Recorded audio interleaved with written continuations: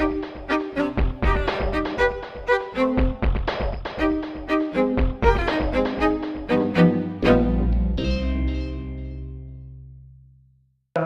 really delighted to be here. Particularly, I've never been to St. Louis or Washington University, and I've long wanted to visit, but I'm particularly happy to be doing so under the rubric of multiple feminisms and to be giving this talk in relation to that theme, because when I started studying art history 20-some years ago, there was no queer theory or queer art history or anything that I knew about or that used the word queer, and there was very little even. It was just the beginning of what was then called gay and lesbian studies. But what there was, especially in art history, was a very well-established body of knowledge about called feminist art history, and a body of knowledge about and questions about the history not only of the representation of women, but also of women as makers of art, and why that history had been so occluded, why it had been largely hidden from view by comparison with the history of art by men, which is also usually just called the history of art. And but what feminist art history, and I had no intention of becoming an art historian or teaching or even majoring in art history.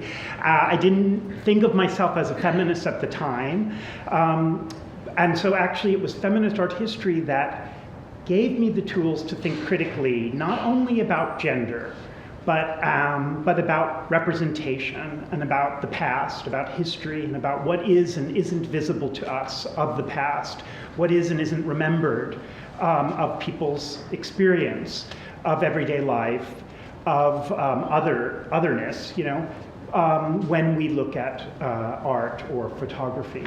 And it also gave me a way to think critically. It never had occurred to me, before that you might, other than having desires, that sexuality might be understood as a question, and that one might need to interrogate assumptions, let's say, about normal and abnormality, or about the proper or supposedly improper or deviant ways to pursue sexual gratification or to pursue adult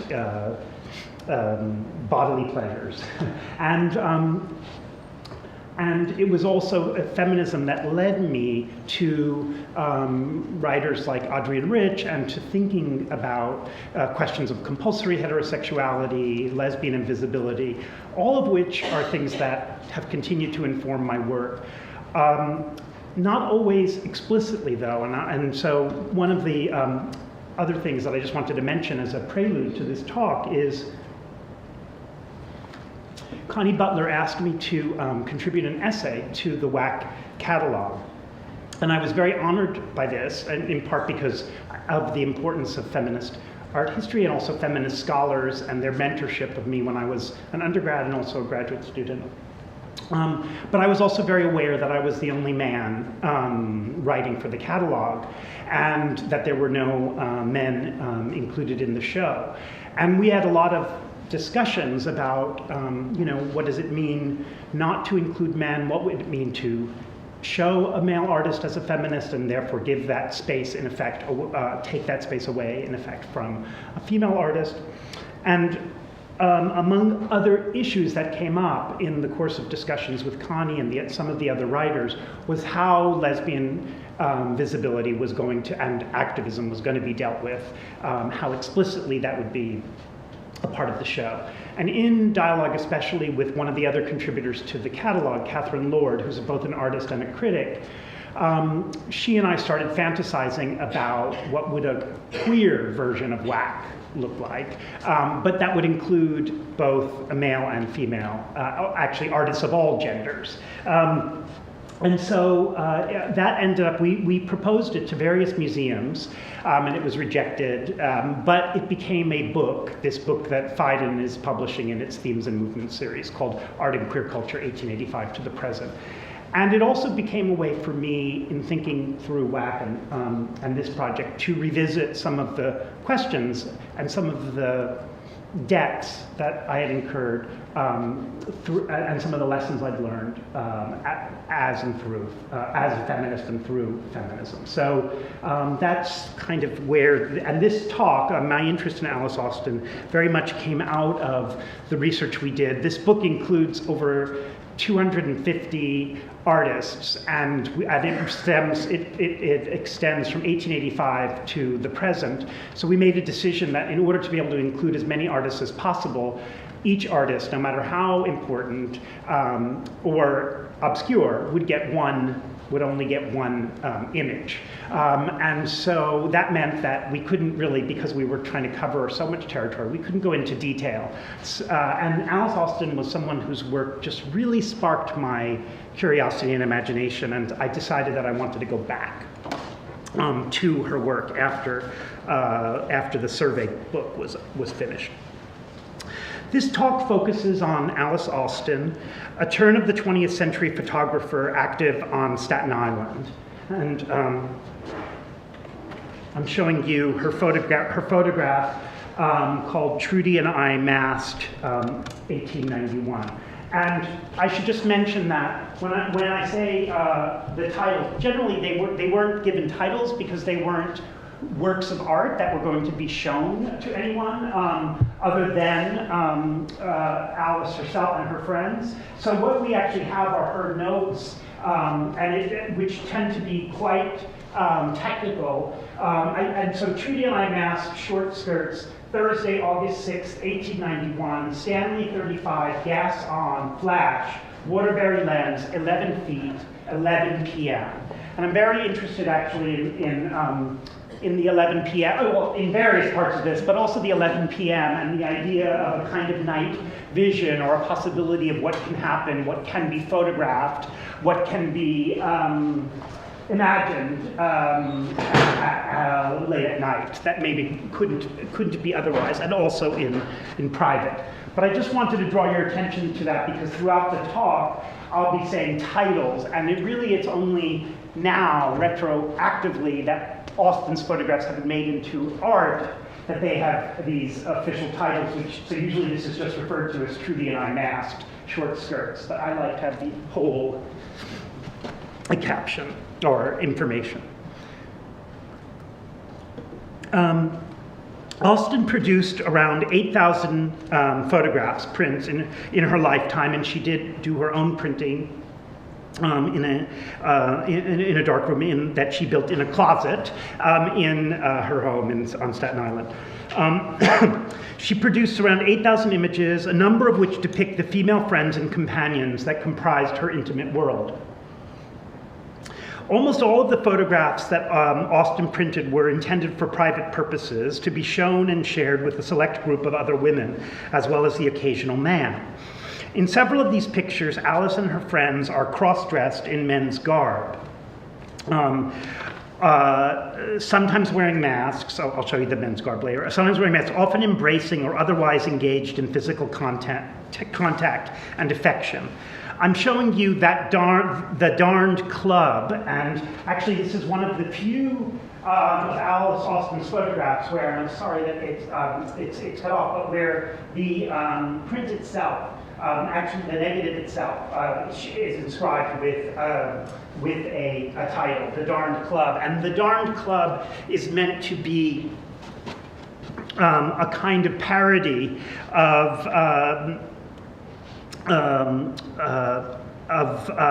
a man a witty title spoken from the perspective of a man who's denied entry to the Darned Club of companionate women, but also a suggestion, however tongue-in-cheek, of the contempt that women who renounced men might face. I want to think about, with this photograph, so we're going to stay here for a little while, a few minutes longer than maybe one might, or some lectures would. I want to sort of live in this photograph, or just rest or stay with it for a while in this way. thinking about the ways in which the foursome is organized by Austen into two groups of two that are themselves matched and placed in intimate proximity, such that, for example, while the two central women, which are Trudy Eggleston on the, here we go, Trudy Eggleston here, and Julia Marsh, while the two central women embrace the partners they face, this is Alice Austen, this is Sue Ripley, they also brush up against one another from the rear, as you can see. Similarly, even as the two outside women, that is Alice and Sue, even as the two outside women are coupled with an immediate partner, Trudy and Julia, they also bookend the group of four and help to constitute it as a collective, a club. To put it another way, we could say that while Alice embraces Trudy and Sue embraces Julia, Alice and Sue also mirror and reach out to one another. That is Alice here and Sue here. The lovely arithmetic at play here may exceed the equation of 2 + 2 = 4, in part because we realize that the rhetoric of the image, the photograph, allows for no divisibility into fully independent couples. There's no way to split these women entirely off into isolated couples, I would argue. In part because gestural symmetries and compositional mirroring means that the viewer may, as it were, change up the pairings, such that, for example, we see the Sue, who is facing, let me see if I have this right, yes. We see the right facing, she's facing our left. Would you say that she's right facing? This is Sue. I made one mistake in this talk, and someone said you had the direction wrong, and I think it was this moment, but I just don't, but it's confusing to me because Sue, okay.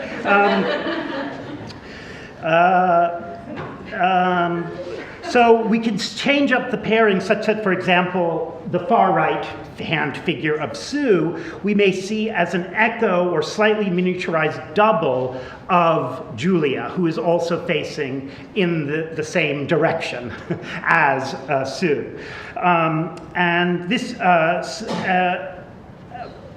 is not even to mention the choreography of negative space formed by the slender gaps between the women, including the vase-like form at center, which is here. And so I'm just basically talking about the ways in which the logic and the kind of visual pleasure and romance of the four unravels our notion of the primacy of the couple, and that friendship or love or romance are about only about the couple. And so we have here the club instead of the couple. But more than any of this, what complicates the arithmetic of 2 + 2 = 4 in the darned club is that one of the four figures, Alice, also represents a fifth term in the equation. Alice is the photographer who composes the scene from without, from the other side of the camera's lens, even as she takes her place within that very composition.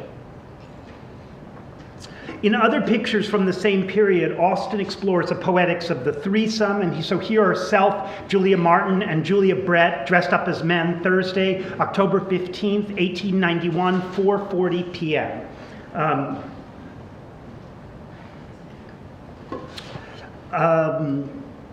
She explores the poetics of the threesome and of the group, but not in ways which conform to a traditional performance of female domesticity, docility, or wifeliness. And this is an incredible image of Alice and Trudy in drag as nuns. They are actually wearing on their habits these pear soap ads. So it says pear soap across their, what is that called? Or Yes, it was. Those are actually ads. I couldn't find this particular ad, but this is a period ad for Pear soap, and it does say, "Good morning, have you used Pear soap?" And the idea is that, like, you better have used Pear soap, or it's not going to be such a good morning. Like, good morning, like, have you cleaned up? And are you sanitary for me to just, but the idea that Alice and Trudy would be inhabiting both religion and consumer advertising, which was very often, things like Pear soap were marketed not only but to women, but also there's a way in which the other women the other women who include, there's a man playing a male soldier, but there's another man above him playing a sort of lady figure. But there's a way in which also the other women here are kind of performing or masquerading a kind of decorous femininity. And so there's, it says Pear soap, Mrs. Brand, Mrs. M-I-S-S. Brand, Hensley, Smith, Jessup, Eggleston, Austen, and C.J. Barton, 11:30 p.m., Thursday, August 15th, 1889, double charge of powder, gas turned full on.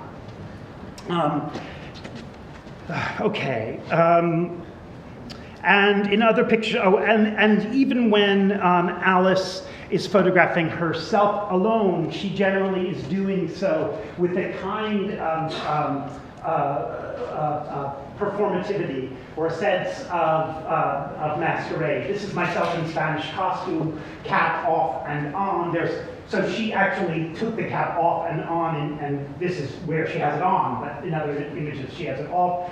Saturday, May 29, 1886, 10:30 a.m. And I'm just showing you one very obvious reference, which is Manet's Victorine in the costume of a matador. And certainly Alice Austen was looking at, I'm not claiming that she is necessarily quoting this, but the painterliness, the way in which she's using the framing device of the shutters and the window frame to make herself into a kind of painting, the use of costume, the use of pose, the self-consciousness of art, not just photography, but also the history of painting, and the ways in which photography could be in dialogue with painting, as well as with a kind of masquerade and a kind of fantasy that could be worked out, fantasy light or fantasy of difference that could be worked out in front of the camera's lens. Again, not for a public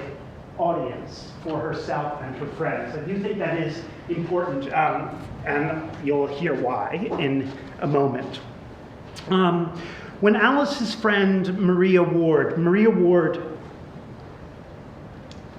who was informally known as Violet, when Maria/Violet Ward decided to write a book, it was a book about bicycling, female bicycling, and the book was called Bicycling for Ladies, in 1896, and I'm showing you the book as it was published.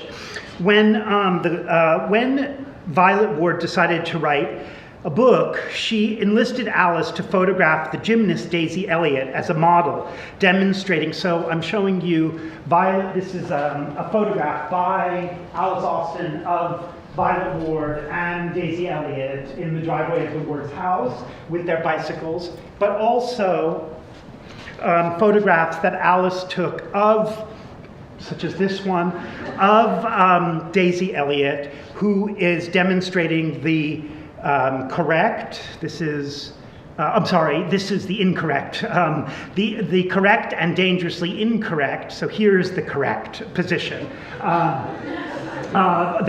for the woman who is on the bicycle. Now what I'm showing you, I just want to, go back for a second. The photographs, this is Alice's photograph. They did not appear, they appeared in this format. In this printed format, and they drawings, prints based on Alice's photographs. So what happens is that, for example, that large pole that is stabilizing Daisy so that the photograph can be taken, because at the time Alice tried to take photographs of Daisy when she was actually in motion, but it didn't, the camera at that point, the technology couldn't really fix the image unless the figures were still. And so Alice knew that this big pole, which the photograph shows, would be, as it were, photoshopped out when the book was published, as of course with that backdrop, the paper backdrop. And so I'm interested in, well, first of all, I'm interested in the fact that Alice did these, and then in a way her work was published at the time, so she wasn't completely, amateur, or, well, she wasn't paid for this probably, but she wasn't completely invisible to a larger public sphere, although there is no crediting of Alice Austen's photographs in the book. But also that she was working collaboratively with a friend of hers, and that the project was about bicycling as first of all, an appropriate activity for women, but also as one that was liberatory. When Alice's friend, and part of that had to do with this idea that it wasn't only that women should have the right to bike in public, but also that women should know how to fix the bike and care for the bike, and not be reliant on anyone else, any man, or for that matter, any other woman, for the care and maintenance of the bicycle. So a lot of the book is actually about the technical, this is the correct way, here, this is turning the bicycle over. This is straightening the handlebars, turning the bicycle over. And notice the costume, the outfit that the figure is wearing in the print. And this is, yes, a photograph by Austen that was used. And one of the things that interests me here, this is not literally necessarily the source for this illustration, but the ways in which this is actually a photograph of a couple, of two women, of Violet and Daisy Eliot, but and it's Violet who's holding the handlebars so that Daisy Eliot, the bike would be stable. But it becomes, in translation, an image of one woman in charge, in control of straightening the handlebars. And there's also images, again, I haven't been able to find always the photographs related to these, but images that were based on photographs, presumably taken by Alice, about adjusting a wrench, applying power to fix the bicycle. And I just want to read you a quote from the book. The bicycle, this is by Violet Ward. The bicycle supplies a new pleasure, the pleasure of going where one wills because one wills. Riding the wheel, our own powers are revealed to us. You have conquered a new world, and exultingly you take possession of it. You become alert, active, quick-sighted, and keenly alive to the rights of others as to what is due yourself. To the many who wish to be actively at work in the world, the opportunity has come. End quote. And so one of the things, and here I'm stepping out, I will for a moment step out of historical specificity or the moment of the 1890s and show you, this is from the 1972 image of Rat. Well, it actually it used to be called Rat and then became Women's Liberation. But a radical feminist newspaper published in New York, where this is obviously, I shouldn't say obviously because I cannot do this, but this is how to change your own tire with a jack and and this thing. But again, so clearly in this way I would have been a failed feminist because, but the notion was that women would learn they wouldn't be relying on mechanics to change, to help them with their cars, and that actually learning how to change tire yourself or to use a jack was a kind of act of empowerment. And so the reason why I was just really interested in the way in which the illustrations for bicycling for ladies and this idea that women would be empowered not only to ride their bicycles, but also to fix them. And to be able to change the tire when need be, or unscrew the frame, that this looks forward in a way to second wave feminism and to certain discourses in the 70s. Okay, so and then, yeah. So one other thing I wanted to mention about Alice's photographs before talking a little bit about her life is that in addition to the photographs she made of her friends and the photographs that she made for Bicycling for Ladies, she also made an extensive series of photographs at the request of the U.S. Public Health Service of the local quarantine station in the early 1890s. During this time, 500,000 immigrants a year were sailing into New York, the greatest mass immigration in human history to that time. And the immigrants were admitted through the newly built federal station, and it was built in 1892, on Ellis Island. But before they were allowed to enter the harbor, all ships had to pause for inspection at the quarantine station, which was not far from Austen's home.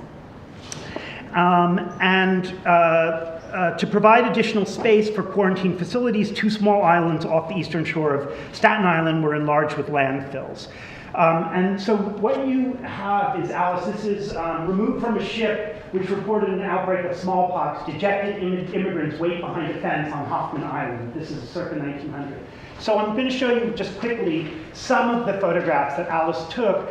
And the thing is that she became so interested in quarantine, in not just the quarantined immigrants, but actually in the machinery and the technology, the apparatus of quarantine and sanitization, that she went back and photographed more even after she was no longer requested to do so by the Public Health Service. This is man hosing out the beds on quarantine, and you can see that in order to make it easier to quickly clean them, the frames were hinged to the wall and sort of flipped up. But what interested me was the way in which Alice began to photograph just the spaces. The photographs, especially as a little bit later, they start to evacuate people from the visual field, and they become about the machinery, the technology. This is the cleaning of the mattresses, car receiving packages before being sent into disinfecting chamber. I think it says before being run into disinfecting chamber. So that's and this is the door of the disinfecting chamber closed. So these photographs, which to our eyes, have a certain modernist sensibility, a certain interest in geometry, and a kind of purity of form, and a kind of play that's even of abstraction. I was very interested, I became interested in the fact that this was within the context of a place where immigrants were quarantined, and that Alice Austen, whose own life as a middle-class woman on Staten Island in the late 19th and early 20th centuries, was constrained in various ways. Not to say she was under quarantine, but that I think there are ways in which the apparatus, the whole ways in which quarantine is was managed, become very fascinating to her. And I wanted to try to put these photographs together with the other ones that I showed you earlier in the talk. This is steam disinfecting chamber, again, quarantine, Hoffman Island. And this is one of the photographs that I saw. This is disinfecting boat, hot and cold quarantine, July 23rd, 1896. And this is when I went to the Austen house, which I'll describe it in a moment, at the end of the talk, which is coming soon. This is the photograph as it was shown to me when I went to the Alice Austen house on Staten Island. And then I discovered that it was in fact published. This is a photograph from an 1891 issue of a journal called Appleton's Popular Science. And the article that it was published in, this is the correct orientation of the photograph, and this is the article that it was published in, which was it's called Disinfection at Quarantine, a Floating Disinfecting Plant, by M.E. Ward, Maria/Violet Ward. That is the same author who did Bicycling for Ladies. And so this suggested to me, and this is kind of as far as I've gotten with the research, that there was a lot more going on. These women who were called amateurs, and Violet Ward, who this book is remembered by, there's virtually no historical other information about M.E. Ward. And Alice Austen, who's always described as an amateur photographer, and I was thinking, well, these women are actually publishing, Alice Austen is taking photographs of the quarantine island. M.E. Ward is then publishing articles in popular science magazines about quarantine methods illustrated by Alice's photographs. It suggested to me that there was a much, much more ambitious, wide-ranging world than might be assumed among middle-class women on Staten Island in the late 19th, early 20th century. In 1899,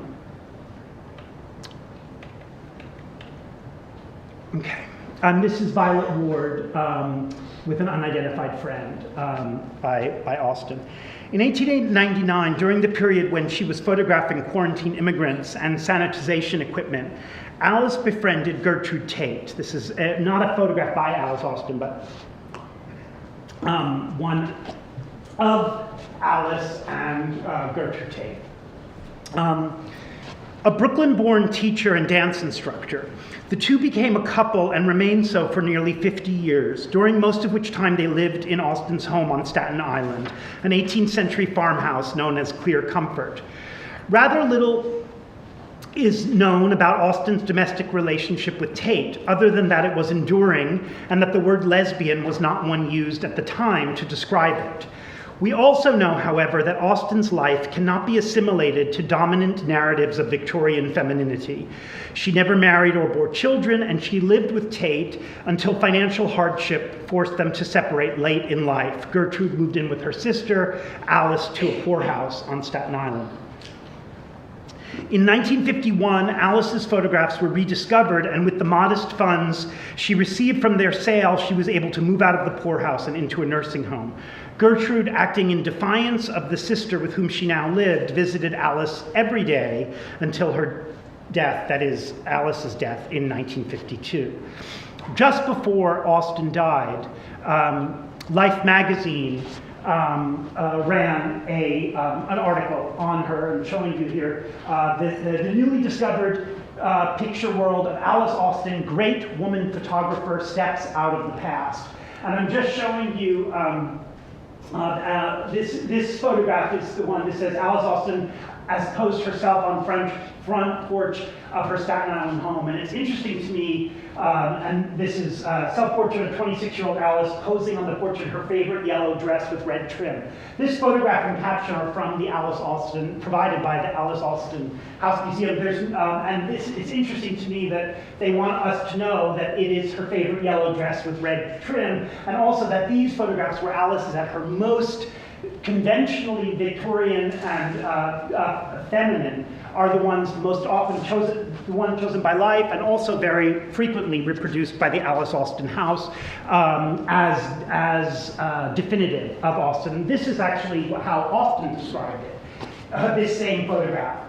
EAA, Elizabeth Alice Austen, full length with fan, fine day in shade, Monday, September 19, 1893, Perkin lens, 32 stop, 3 seconds. Nothing about the dress, nothing about the trim, nothing about it being her favorite. I'm just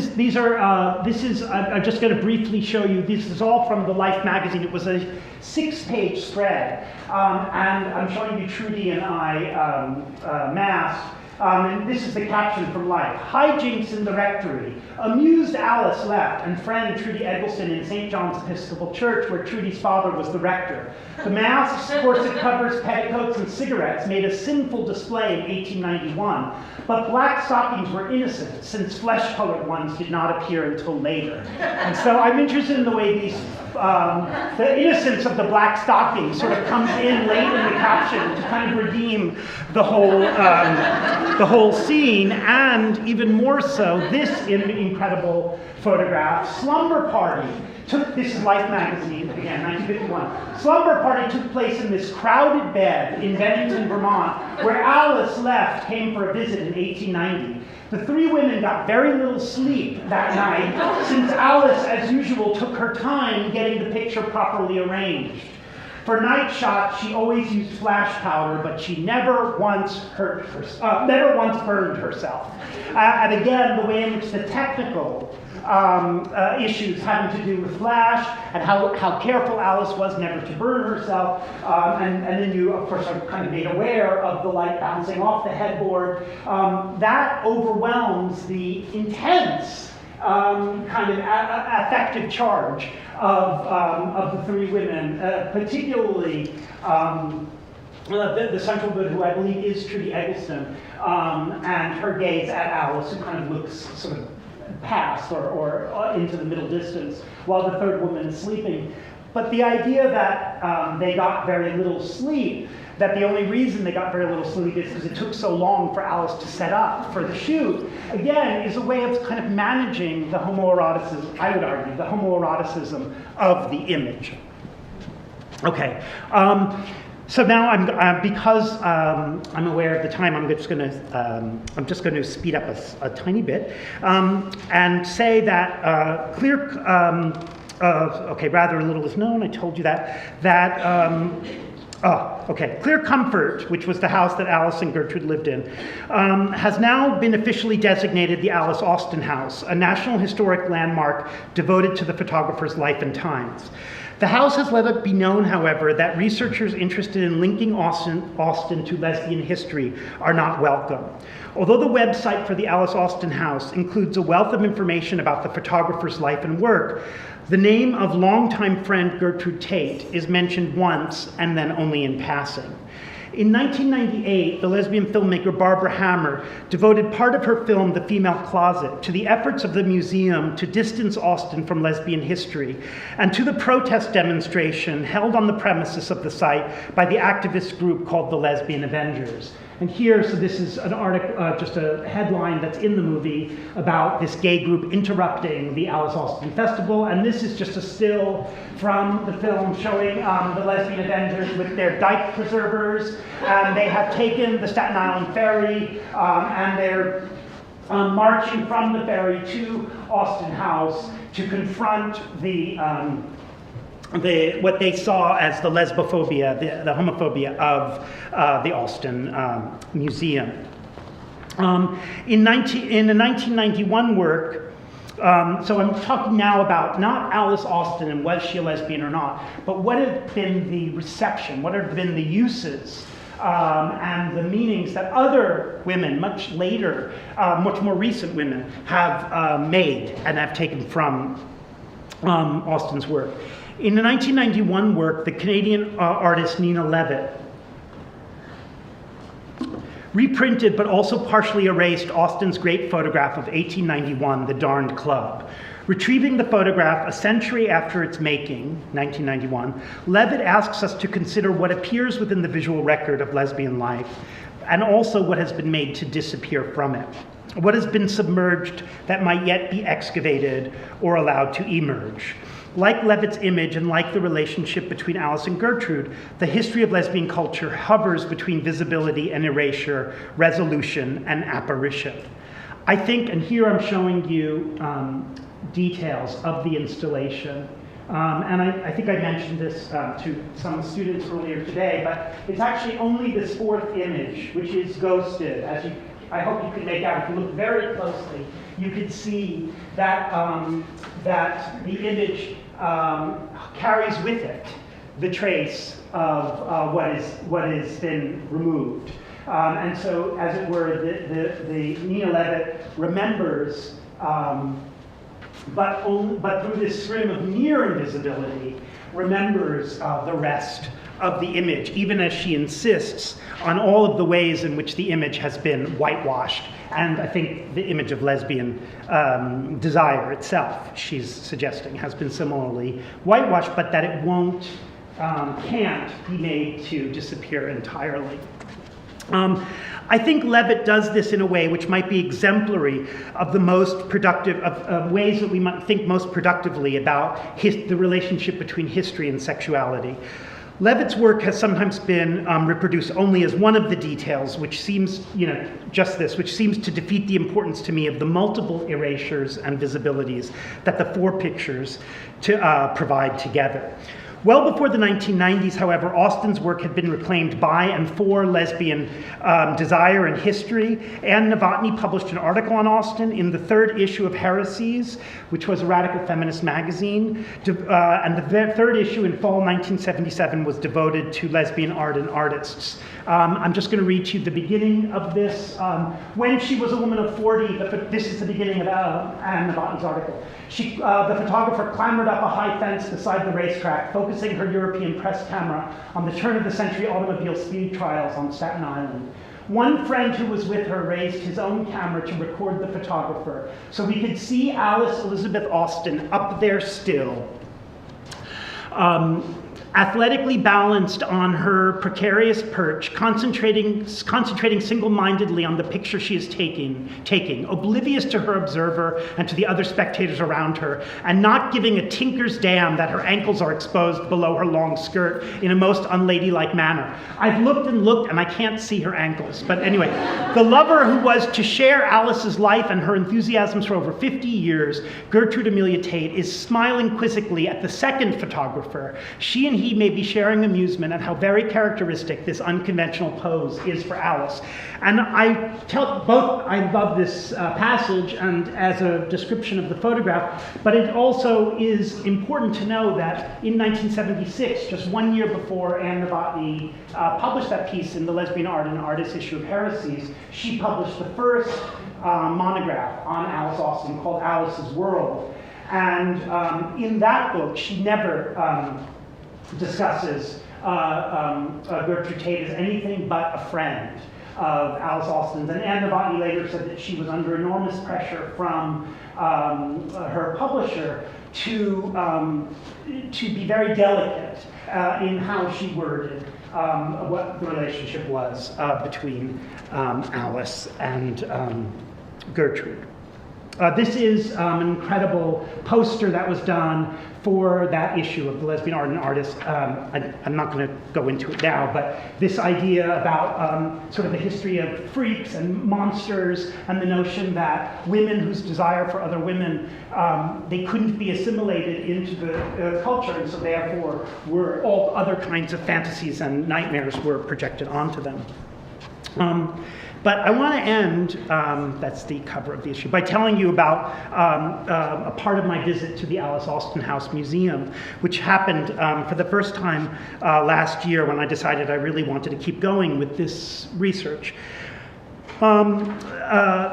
So I went to the Alice Austen House. I made my first visit there, and there was virtually, again, no mention of Gertrude Tate. There was a very interesting, there were reconstructions, even though this is a home that, anyway, Alice had to leave to go to the poorhouse. It's now been reclaimed and become the Alice Austen House Museum, and there are reconstructions of various rooms with cameras, not the ones literally that Alice owned, but you're seeing here the dining room, the parlor and the dining room. But for me, the room that was most telling, oh, and when you go at the Alice Austen School, there are, you can bring Austen to your elementary school, and there are etiquette classes that you can you could bring your children to.